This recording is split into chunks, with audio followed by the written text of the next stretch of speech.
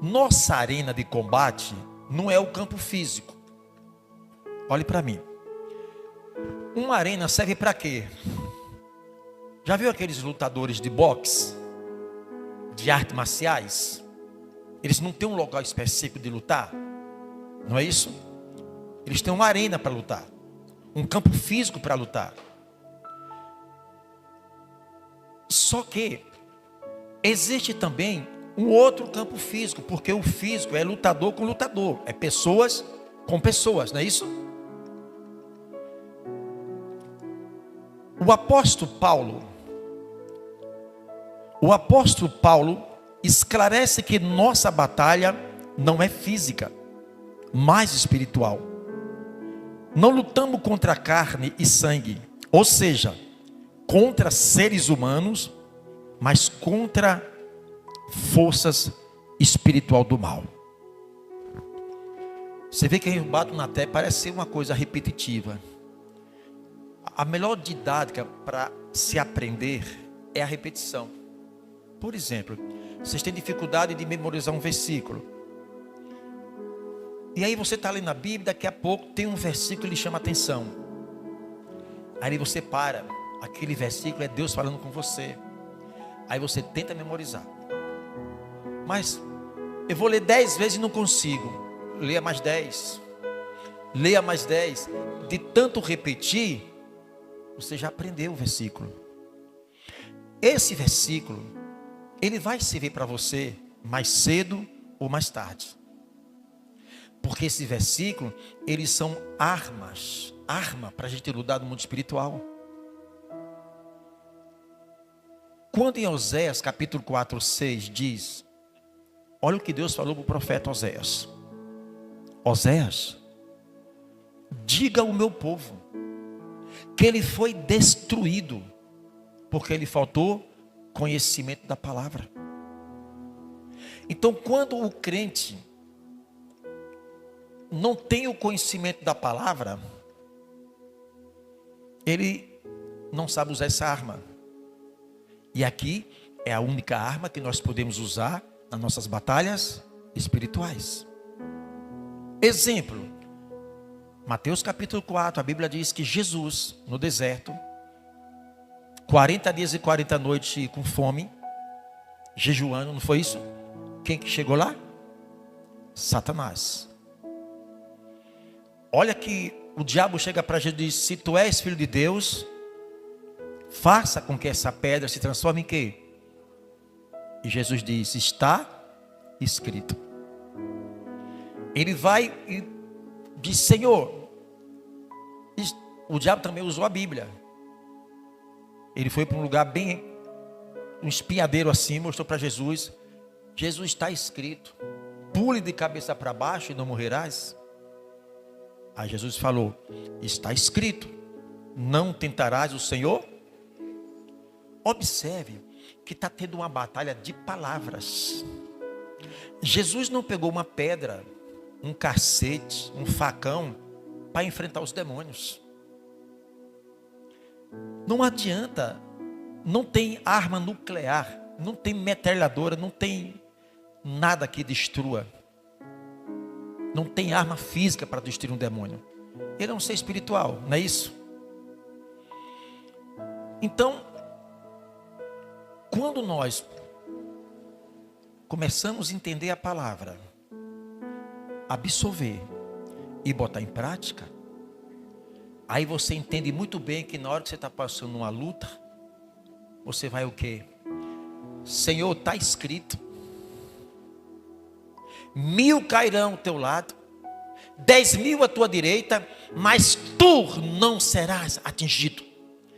O Senhor está dizendo que quem está na palavra, igreja, os inimigos vão ter que cair.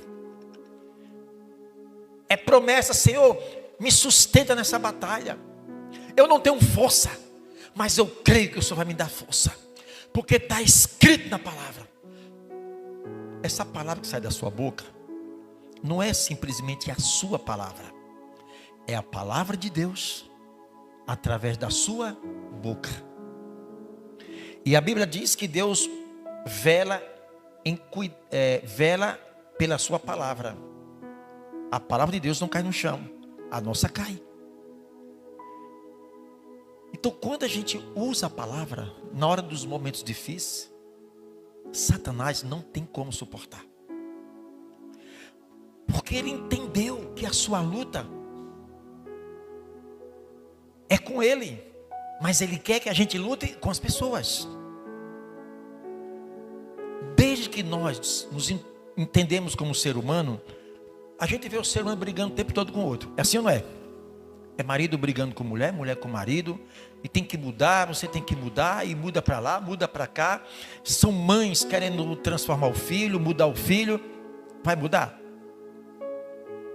Vai chegar a idade, a terceira idade, cabelinhos brancos, e olha para trás. Deus, eu não consegui mudar meu marido, não consegui mudar minha esposa, eu não consegui mudar os filhos, e eu também não consegui me mudar. Porque nós, seres humanos, não temos capacidade de mudar ninguém. E o que Paulo está nos alertando através do Espírito Santo é que a igreja acorde enquanto é tempo.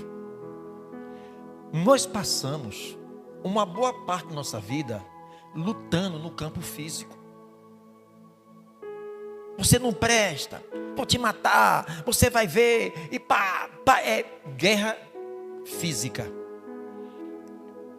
Pancada para um lado, pancada para outro. E o tempo está passando. Que bom, igreja, que o Espírito Santo está nos ensinando. Aqui tem vaga, aqui, a irmã chegou ali. Tem mais? Entrega ali a...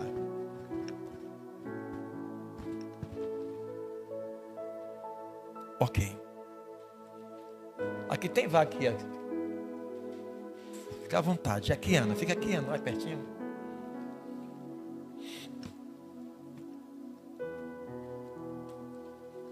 Aqui, ó. Ok. Amém. Fica à vontade. Então vocês estão entendendo? Não estão entendendo? Perdemos muito tempo brigando com as pessoas, discutindo com pessoas, ferindo, às vezes se machucando. E o seminário, o que é que nós estamos tratando aqui, é de dimensões espirituais. Então vamos lá. Pode fazer pergunta, tá? Referências 2 Coríntios 10, 3, 4. Porque, andando na carne, não militamos segundo a carne. Porque as armas da nossa milícia não são carnais, mas sim poderosas em Deus. Esses versículos é importante a gente memorizar isso. Nunca esqueça. Se quiser pode dar para ele. Não esqueça, precisamos memorizar versículos.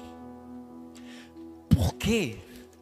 Porque a palavra de Deus não é uma arma. Isso aqui é uma arma. E a única arma para lutar no mundo espiritual, só tem ela, não tem outra arma. E se eu deixo essa arma de lado e vou lutar com o quê? Com minha palavra? Com minhas forças, com faca, com revólver, com cacete, não vai resolver nada. Eu quero que vocês entendam que essas duas arenas de batalha, ou nós estamos em uma arena física, ou nós estamos em uma arena espiritual. No campo espiritual, ou numa batalha espiritual, não tem campo neutro. Interessante isso. Não existe um ser humano neutro. Um ser humano, ou ele está sob influência de Deus, ou está sob influência maligna. Por quê, pastor? Porque nós somos um ser espiritual, e nós estamos dentro de um universo espiritual. E a gente não entende isso. A gente não é um ser espiritual? Sim, nós somos um ser espiritual. Dentro desse corpo físico. Sabe, é como se Deus, assim, você vai a esse mundo lá, é como se Deus pegou nós espiritualmente e disse assim, chamou pelo nosso nome. Jeane, eu vou te dar um corpo para que você usufrua desse mundo espiritual, desse mundo físico. Só que esse corpo, ele tem um prazo de validade. Esse prazo vai vencer. Nós não sabemos o dia e não sabemos como vai vencer. Nós só temos consciência que essa casa vai ser destruída um dia. Ou não? Ou será que a gente vai ver? É ou não é, Reginaldo? Lembre que eu bato na tecla. Essa casa que nós vivemos, ela tem prazo de validade. E um dia vai vencer esse prazo. Nós não sabemos como e quando. Como e quando. Só sei que vai se destruir um dia. Naturalmente vai ser uma doença que vai ter que derrubar esse corpo. Isso é a realidade. Exceto aquelas pessoas que tiveram um infarto fulminante. Caiu, pronto, não vai penar. Fora isso, é uma enfermidade. Como por exemplo, ontem fui para um enterro de uma prima minha, 60 anos. Sabia que na minha família, os meus tios, acho que foram 8, todos os 8 morreram de câncer. Todos os 8 morreram de câncer. Você vê que coisa. E essa foi a sobrinha dessas tias tudo que, uma turma aí. Vamos ter que morrer não sei como. Mas entenda que nós somos, não ignore o mundo espiritual. Então eu estou entendendo agora que eu não vou mais lutar no campo físico. Eu vou buscar em Deus sabedoria. Eu vou buscar na palavra sabedoria. Senhor, me dá entendimento para que eu possa entender como é que eu tenho que agir no mundo que eu vivo, mundo espiritual. Faz com que os meus olhos enxerguem, com que os meus olhos entenda e discina o que é espiritual e o que é físico.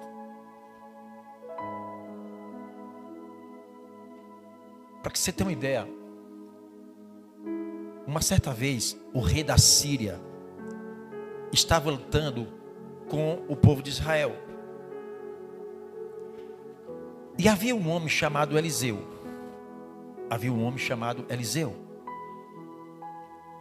E Eliseu, ele tinha de Deus uma revelação que Deus revelava para ele, que o rei da Síria armava emboscada para pegar o exército de Israel.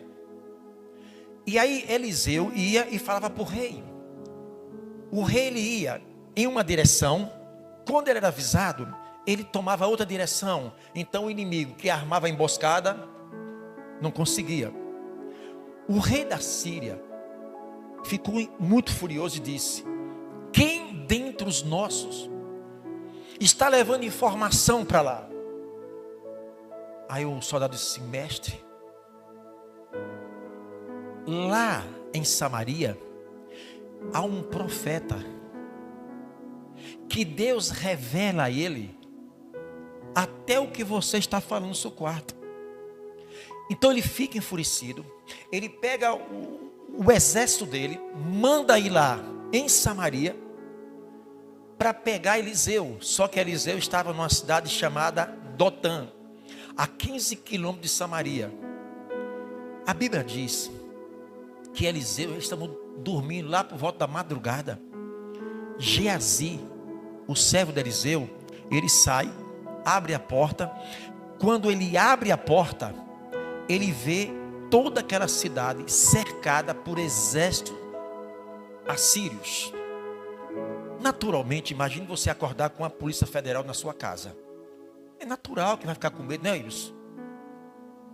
Então aquele homem veio: agora nós estamos ferrados, não tem para onde correr, vamos morrer aqui. Aí correu para Eliseu que estava dormindo. Ei, Eliseu, acorda, Eliseu. Eliseu aqui se esticando, aquela calma, sabe? Eliseu, ele, calma. Aí ele disse assim: calma. Os que estão conosco é muito mais dos que estão com ele, Eliseu. Calma. Mas, calma. A questão é que Eliseu, os olhos espirituais dele, estavam enxergando em todos os montes de Dotã, anjos, carruagem de anjos. E Eliseu, com seus olhos físicos, enxergava os inimigos. Eliseu e Geazi fisicamente estavam coladinhos, mas espiritualmente Eliseu estava em outra dimensão, que estava olhando o que Geazi não via. O que acontece conosco hoje? Por nós não conseguimos entender o mundo espiritual e não enxergar o mundo espiritual, a gente acaba só enxergando problemas. Aí você só enxerga a pessoa que está com raiva de você, que está querendo te derrubar, que está sendo instrumento do diabo para chegar para você. Aí você se enfurece logo e você vai o quê? Geralmente você vai bater de encontro também. Então vai para o confronto físico, batalha física. Por quê? Porque você não está entendendo que aquela pessoa, ela está sendo o instrumento do diabo para alcançar o seu coração. E por falta desse conhecimento espiritual, pela estrutura na palavra, você entra na jogada. Então vai ser marido brigando com mulher, mulher brigando com marido, vizinho com vizinho, ser humano com ser humano, e se degradeia, e sangue tem que derramar. E só que essas pessoas não conseguem enxergar esta arena espiritual. Ele só enxergou uma arena física de batalha.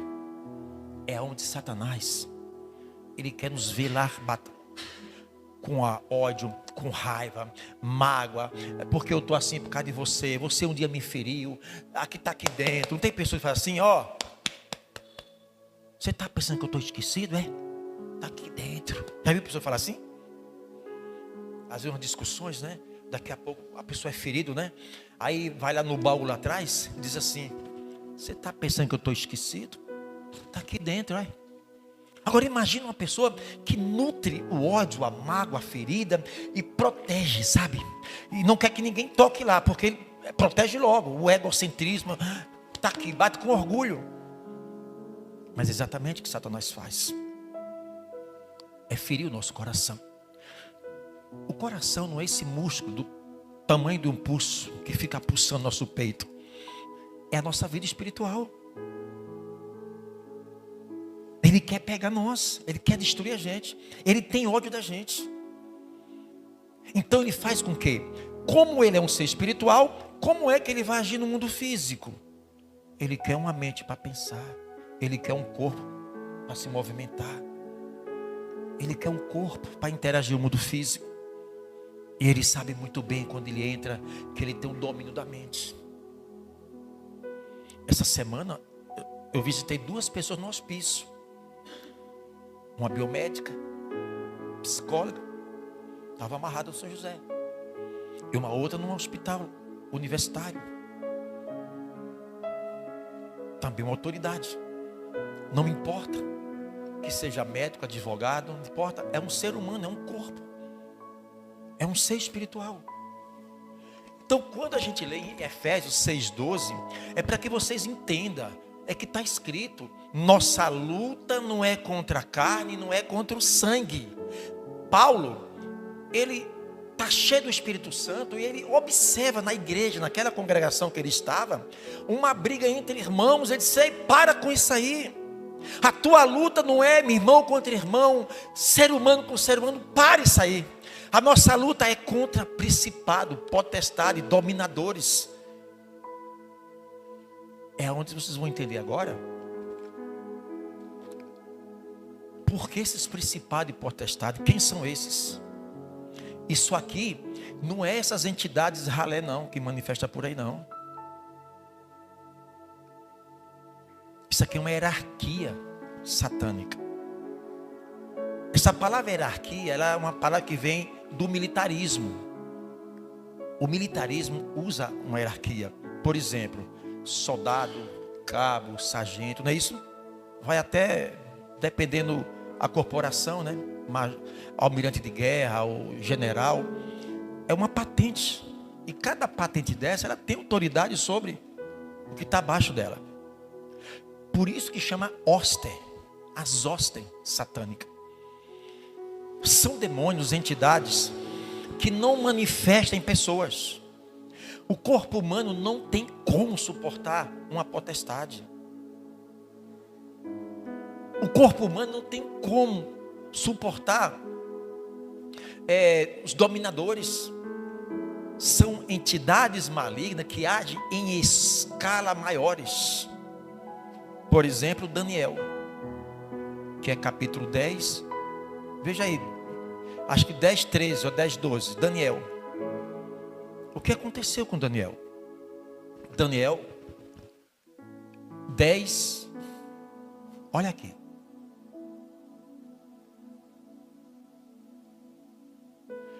Mas o príncipe do reino da Pérsia me resistiu durante 21 dias. Porém, Miguel é um anjo, tá? Observe que Daniel está ali 21 dias orando. 21 dias orando. E a resposta não tinha chegado. Quando você ora e que a tua oração está na vontade de Deus, assim que você ora, a resposta já vem. Quando Daniel ele começa a orar, Deus envia a resposta. Mas por que levou 21 dias para chegar até Daniel? Por que Deus mandou o anjo Miguel? Olha, o anjo Miguel. Então ele diz: não tenha medo, Daniel, porque as suas palavras foram ouvidas desde o primeiro dia em que você dispôs o coração a compreender, a se humilhar na presença de Deus. Foi por causa dessas suas palavras que eu vim.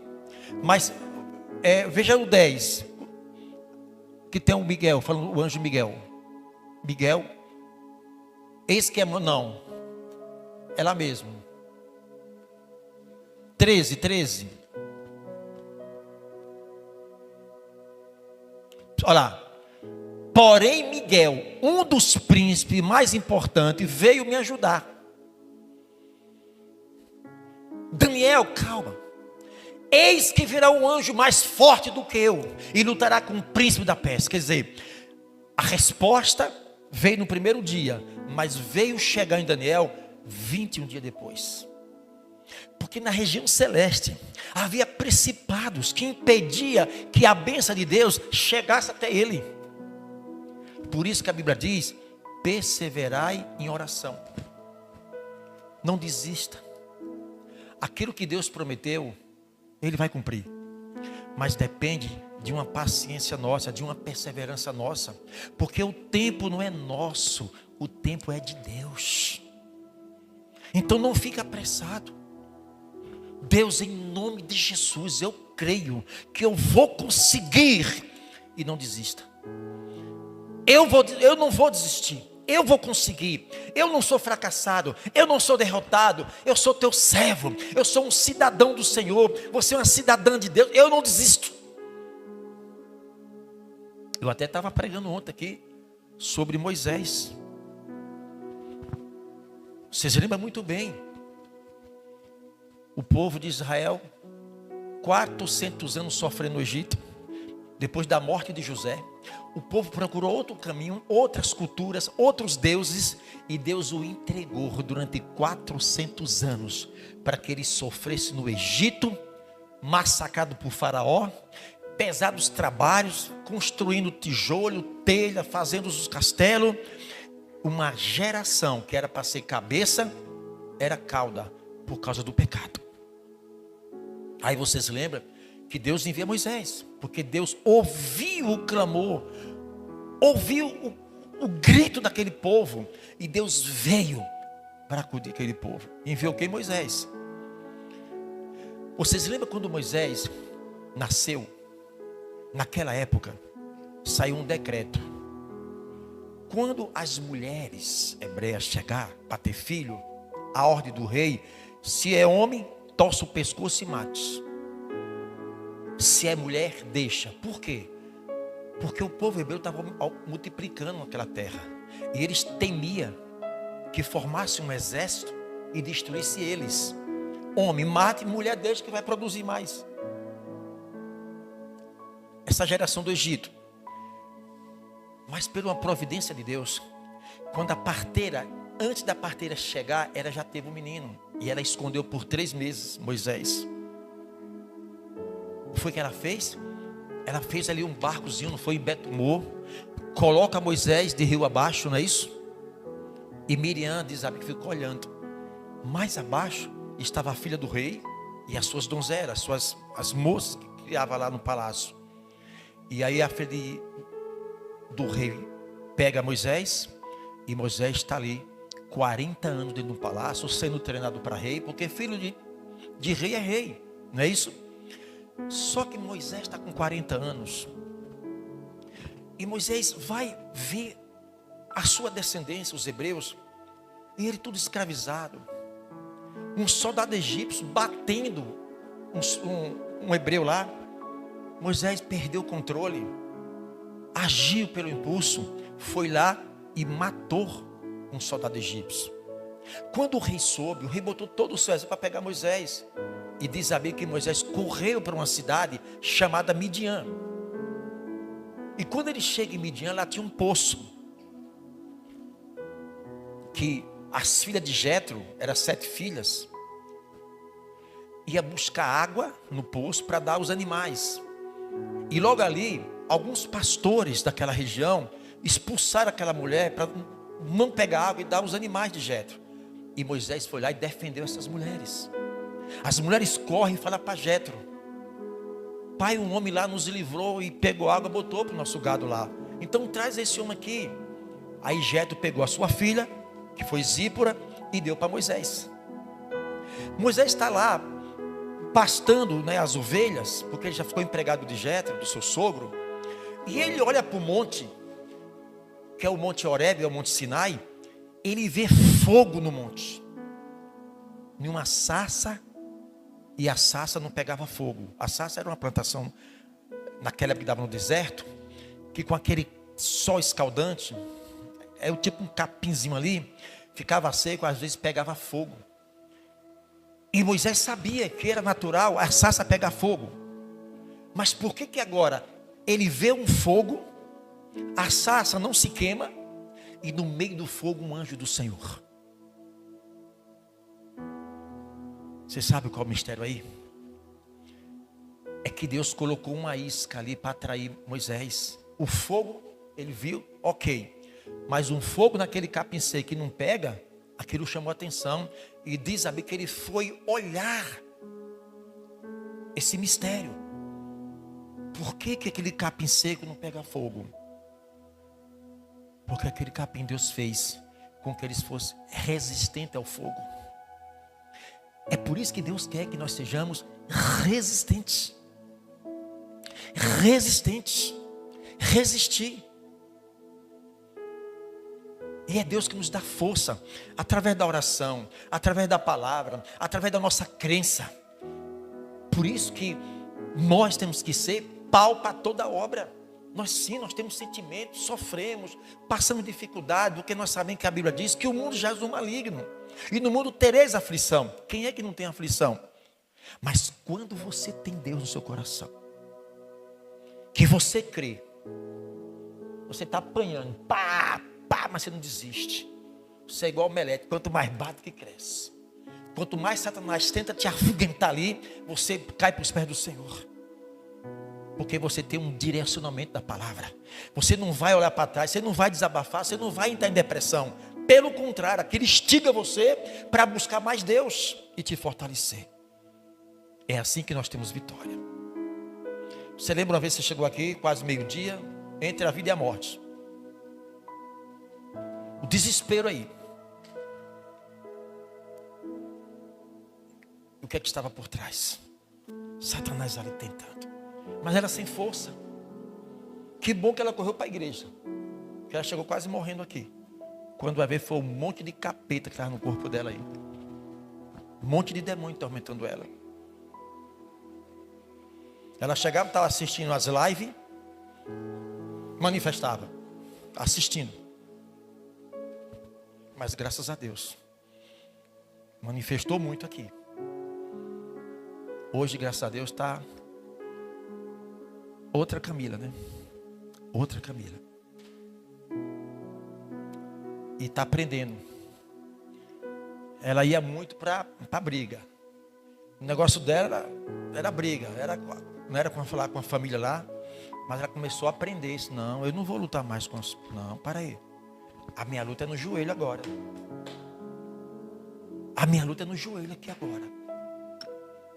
E aí começou a vencer na vida. Então Efésios 6,12, a palavra diz, está falando de um ringue espiritual. Eu preciso ir nesse ringue espiritual. Eu preciso entender como é que Satanás, ele age com as suas engrenagens diabólicas. Deus vai me dar esse discernimento. Esqueci seu nome. Oh Deus do céu. Ana Paula. Imagine agora Ana Paula, casado com esse rapaz bonito, Wilson. Não é? Um rapaz lindo. E daqui a pouco Ana Paula é uma mulher sábia.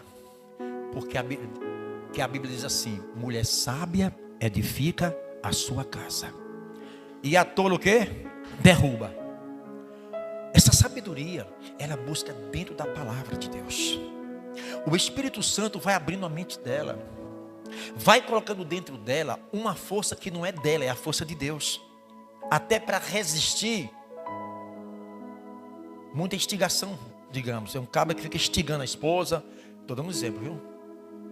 É aquele cara brabo, ele pai, quer tudo aí. E ela, muitas das vezes, há uma influência por trás para alcançar aqui. Aí como ela não tem sabedoria, ela vai rebater no mesmo nível, mesma altura. Você não presta, quem não presta é você, e pá, pá, aquela coisa. Mas agora não é assim. Agora ela está tendo a luz de Deus sobre ela. Ela está entendendo agora. É quem está por trás dele. Ela não está olhando ele agora não. Antes olhava ele, então ia pro pau ele também, ela com ele. Mas agora ela descobriu a causa que leva ele a se levantar contra ela. O diabo não quer que ninguém de nós perceba isso. Satanás, quando ele perceber que você percebeu ele faz assim, olha. Aí você lembra que eu falo? Ele costuma criar determinados problemas e dar, como é o seu nome? Yara. Yara, seu nome. Este nome, Yara, que colocar em você, pode ter certeza, você é a primeira vez que está aqui, Yara. Se você pegar a sua história de adolescência, muito difícil. Sua mãe está viva ainda? Sim. Pergunta para tua mãe que quando você estava dentro do ventre de tua mãe, Satanás queria te matar lá. Foi complicado. E esta palavra Yara, ela é de uma origem indígena, não é isso? Mãe das águas. Olha a relação e correlação já com as questões espirituais. Na sua família tem pessoas envolvidas com coisas espirituais? Seus pais, geralmente esses nomes que têm origens indígenas, Yara, há muitos nomes que têm uma ligação de uma mãe que cultuava alguma coisa. Também vou botar Bárbara, por exemplo. Geralmente quem é devota da Santa Bárbara, isso tinha muito atrás, As pessoas que eram devotas de Santa Bárbara, né? Botavam o nome da pessoa de Bárbara. Mas a Santa Bárbara, dentro do sincretismo religioso, tem muitos que tem como uma santa e adora aquilo ali, não é isso? Mas não sabe o que está por trás, né? Não sabe o que significa aquilo ali. Vocês viram que eu não vou poder que está sendo filmado agora, mas aqui, ó.